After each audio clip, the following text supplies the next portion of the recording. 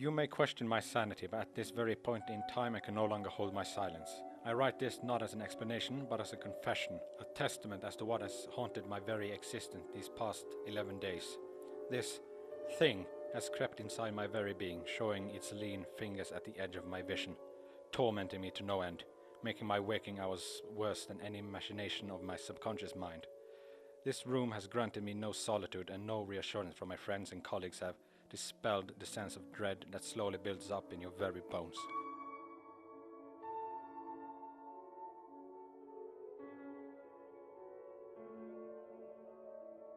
I acquired this room as a final gift from my mother that departed the realm of being the 11th of August 1895.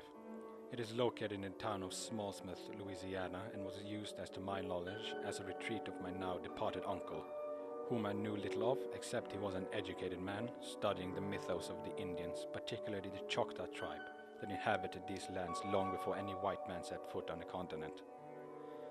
Nothing seemed out of the ordinary as I stepped into this small room, filled with strange idols and trinkets, paper strewn everywhere, and a painting hanging above the desk.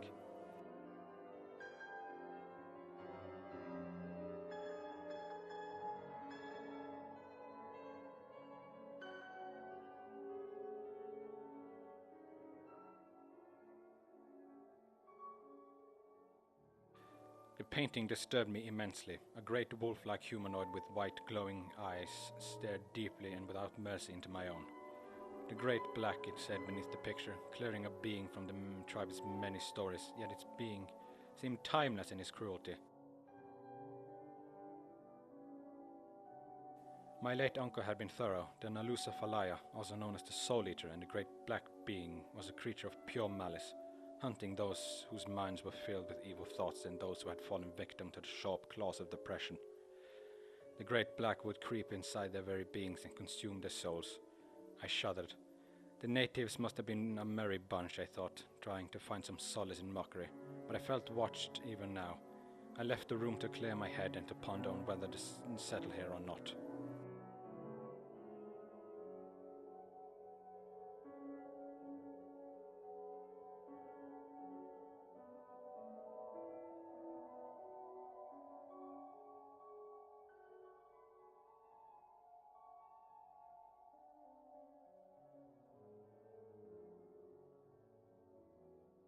The feeling that something was very odd slowly crept into my conscience after walking down these streets.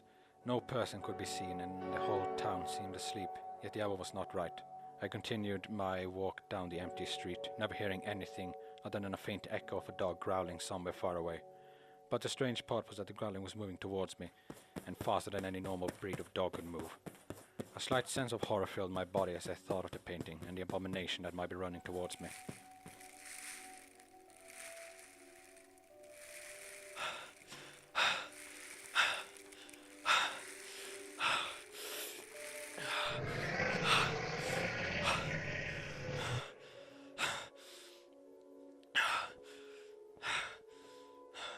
I turned around and saw nothing, but the feeling was still there, the feeling that one gets when stared at for too long, so I hurried back to the apartment.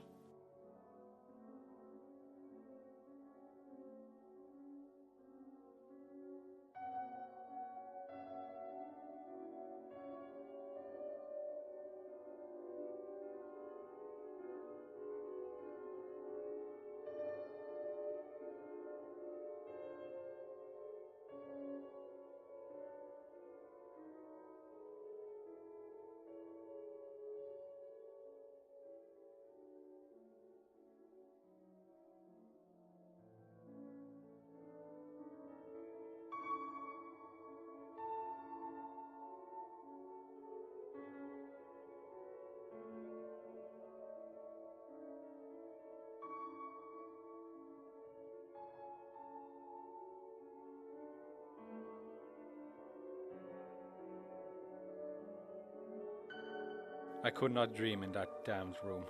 Every beautiful escape I had once known were gone, and all that I had left were this room and that cursed painting. I am not afraid to admit that in my desperation to be rid of this mental instability, I tried to destroy the painting.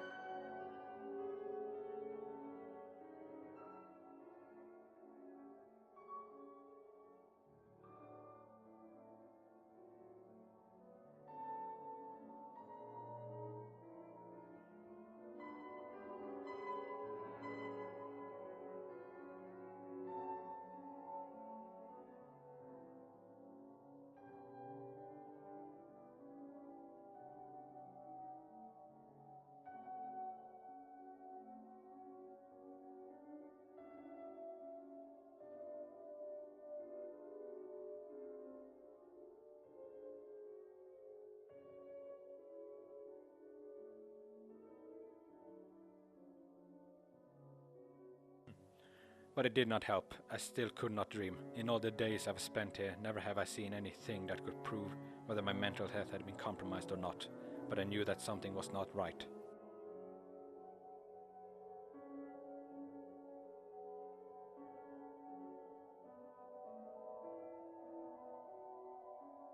My time has come. After many years of studying the text left behind by my uncle, I shall now try to summon whatever horrid beast from hell that have made my life so unbearable.